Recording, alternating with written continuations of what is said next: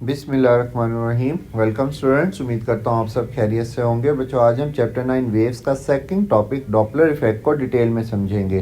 Start करने से पहले अगर आपने चैनल सब्सक्राइब नहीं किया तो चैनल सब्सक्राइब कर लें ताकि इस बुक के तमाम लेक्चर आपको इजीली मिल जाएं। बेटा, डॉपलर इफेक्ट होता क्या है? डॉपलर इफेक्ट में बेटा हम दो टर्म्स यूज़ करेंगे, एक सोर्स और एक ऑब्जर्वर। इस केस में अगर आप देखें डायग्राम के अंदर, बेटा यहाँ पर एक एम्बुलेंस जो है वो सायरन बजाती हुई आगे की तरफ जा रही है। इस केस में ये जो एम्बुलेंस है बेटा ये सोर्स है क्योंकि ये साउंड को प्रोड्यूस कर रही है, और दो शख्स, एक यहाँ पर पीछे खड़ा हुआ है और एक शख्स आगे खड़ा हुआ है, ये दोनों जो है ऑब्जर्वर या लिसनर कहलाएंगे। यहाँ पर अगर आप देखें तो बेटा हमारे पास जैसे जैसे एम्बुलेंस इस शख्स की तरफ जाएगी इस साउंड की फ्रिक्वेंसी ज़्यादा हो रही है, और यहाँ पर बेटा साउंड की फ्रिक्वेंसी कम हो रही है क्योंकि इस शख्स को आवाज़ कम सुनाई देगी।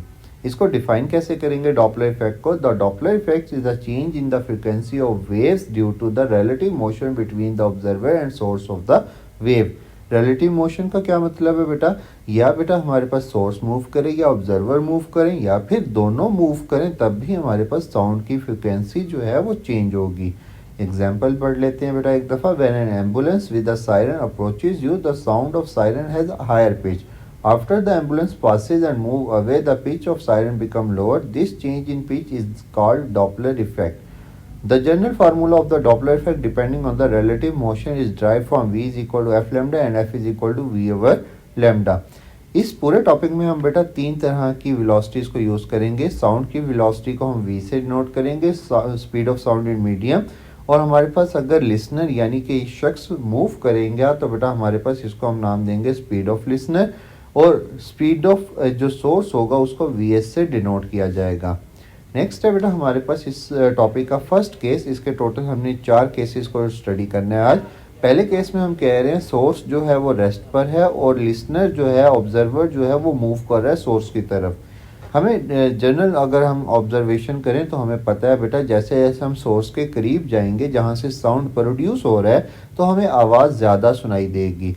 लेकिन बेटा हमने इस टॉपिक में मैथमेटिकल प्रूफ करना है कि जैसे जैसे हम सोर्स के करीब जाते हैं तो हमें आवाज़ जो है फ्रिक्वेंसी जो है वो साउंड की ज़्यादा सुनाई देगी। In this case the source S is stationary but the listener L is the moving with the speed VL, मतलब इसकी जो स्पीड है वो VL है। Listener moving toward the source, मतलब यहाँ पर ये मूव कर रहा है सोर्स की तरफ। When the listener move toward the stationary source, the apparent frequency F increase, जो फ्रिक्वेंसी है वो इंक्रीज होगी तो speed of sound relative to the listener become, ये V जो है हमारे पास स्पीड ऑफ साउंड है और VL जो है लिसनर की स्पीड है। तो बेटा हमारे पास यहाँ पर इन दोनों वेलोसिटीज को ऐड करना पड़ेगा। Wavelength lambda remain same as it's determined by the stationary source. Mathematical में क्या करेंगे बेटा, रिलेटिव स्पीड लिखेंगे, V प्लस VL इन दोनों को ऐड करेंगे, और जो बेटा हमारे पास फ्रिक्वेंसी का फार्मूला होता है F is equal to V over lambda. ऊपर रिलेटिव स्पीड जो है वेलोसिटी जो है वो है V प्लस VL, तो बेटा यहाँ पर ये आ गया F prime is equal to V plus VL divide by lambda. Lambda equal होता है V ओवर F के, तो बेटा लैम्डा की जगह पर V डिवाइड बाय F लिखेंगे और F ऊपर जाके मल्टीप्लाई होगा। तो यहाँ पर बेटा ये टर्म हमें क्या बता रही है? ये टर्म हमें बता रही है कि ऊपर वैल्यू बड़ी है नीचे वैल्यू छोटी है। अगर बेटा वैल्यू ऊपर बड़ी हो और नीचे छोटी हो तो हमेशा डिवाइड करने से आंसर 1 से ज़्यादा आता है, और अगर आंसर 1 से ज़्यादा आएगा तो हम कहेंगे F प्राइम की जो वैल्यू है वो F से ज़्यादा है, तो हमारे पास जो फ्रीक्वेंसी है इस केस में वो इंक्रीज़ करेगी।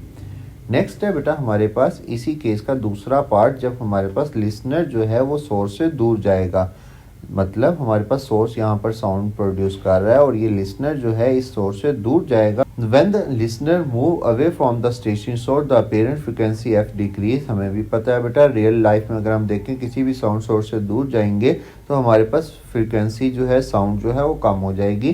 The speed of sound relative to the listener, इस केस में बेटा पहले केस में हमने प्लस किया था, इसमें हम माइनस करेंगे क्योंकि ये सोर्स से दूर जा रहा है। And the wavelength remain unchange. Derivation में बेटा हमने सबसे पहले रिलेटिव स्पीड लिखी V माइनस VL, और हमारे पास फ्रिक्वेंसी होती है बेटा relative speed divide by lambda. Value put की V minus VL divide by lambda, और लैम्डा की जगह पर बेटा V डिवाइड बाय F लिखेंगे तो बेटा ये F ऊपर जाके मल्टीप्लाई होगा। यहाँ पर बेटा ऊपर वैल्यू छोटी है क्योंकि V में से माइनस हो रहा है और नीचे वैल्यू बड़ी है, तो बेटा हमेशा आंसर 1 से कम आएगा, तो हम कहेंगे ریلیٹیو فریکوینسی جو ہے بیٹا ایف پرائم جو ہے وہ ایف سے کم ہوگا، اور اس کیس میں فریکوینسی جو لسنر آبزرو کر رہا ہے وہ کم ہوتی جائے گی۔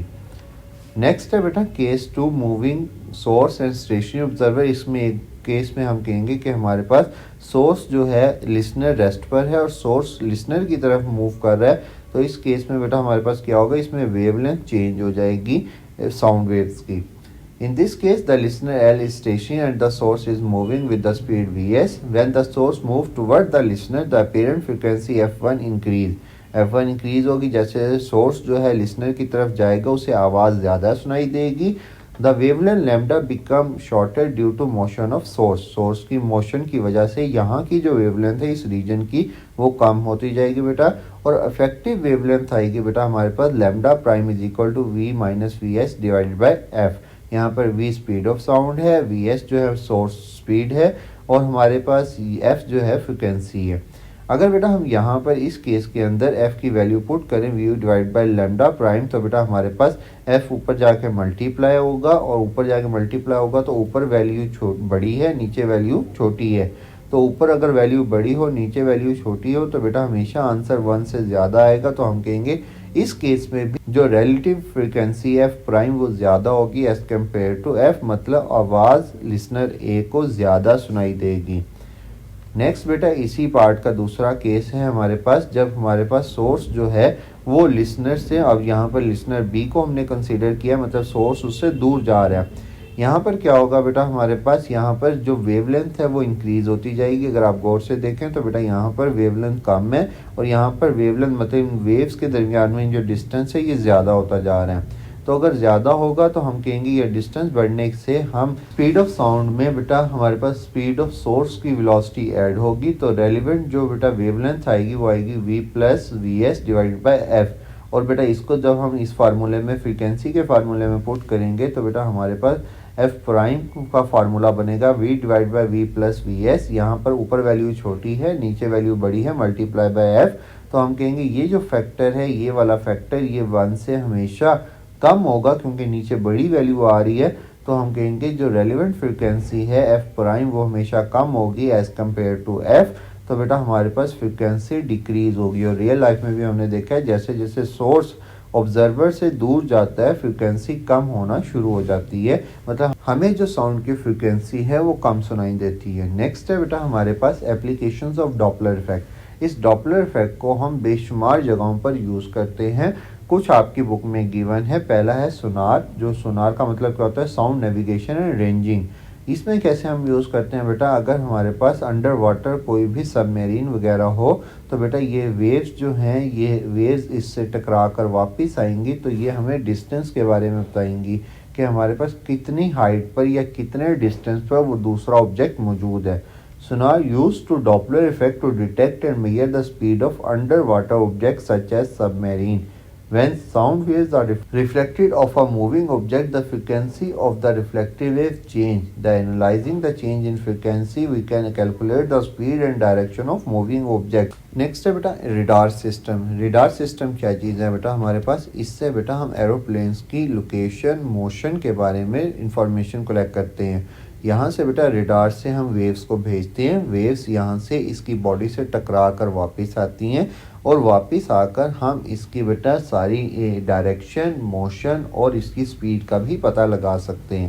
A radar system Doppler effect is used to measure the speed of moving vehicle, aeroplanes and weather patterns. The frequency of reflected radio waves changes depending on the whether the object is moving toward or away from the radar. This help in determining the speed of object. Next ہے بیٹا ہمارے پاس medical application, میں اس کو ہم Doppler ultra sound کا بھی نام دیتے ہیں۔ اس سے بیٹا ہم باڈی کے اندر بلڈ فلو کا پتہ کر سکتے، کس آرٹریز اور وینز کے اندر بلڈ کا فلو کیسا ہے، اور اس کو ہم میڈیکل پرپز کے لیے یوز کرتے ہیں۔ Doppler ultra sound is a medical imaging technique used to observe blood flow through the arteries and veins. It helps doctor detect obstruction, narrowing and leakage in blood vessel by the analyzing the frequency change of the sound wave reflected from the moving blood cells.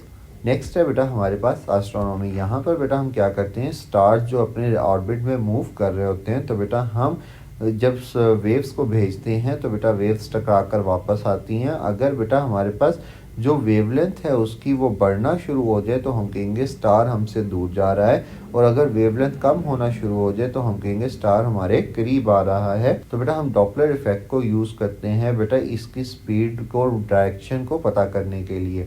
Astronomers use Doppler effect to study the motion of stars and galaxies.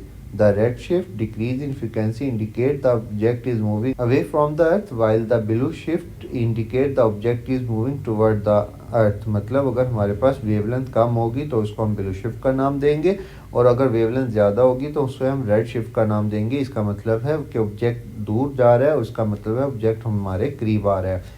This help in measuring the speed and direction of galaxies and even provide the evidence of expanding universe.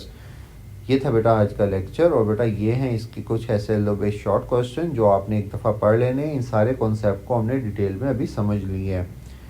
یہ بیٹا مزید اس کے ایسے بیس short questions ہیں، اور بیٹا اس کو یہاں پر روک کر ایک دفعہ ریڈ آؤٹ کر لیجئے گا۔